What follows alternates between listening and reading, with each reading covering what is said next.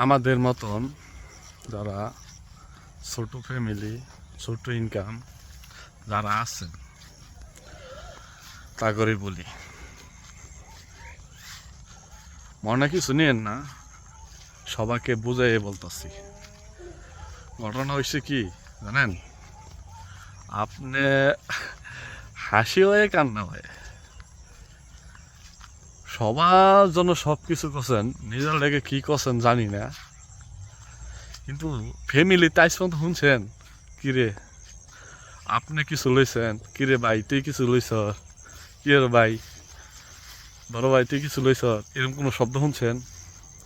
আপনি কিন্তু ঘরের সবাই চাহিদা পূরণ করছেন, তাই না?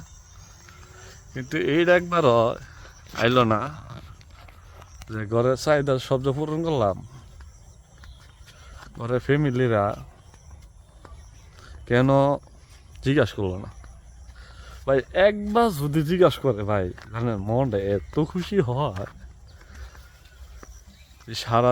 সারা মাস সারা বছর যা ইনকাম করে যা হয় সব কান্ত হয়ে যায়, বুঝতে পারছেন? আরও মনটা খুশি হয় কোন জায়গায় জানেন, দেয়া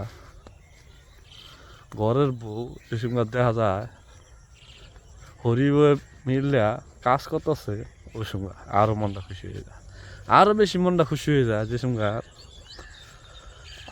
আমার বউয়ের মাথা দেখতেছে, আরও মনটা খুশি হয়ে যায় যে সময় আরেক বাজে আবার সেম উল্টাটা দেখলাম, দেন আমার বউ আমার মাথা দেখতেছে, এই আরও মনটা খুশি হয়ে যায়, কিন্তু কারণটা কি জানি না, কোনো বাগে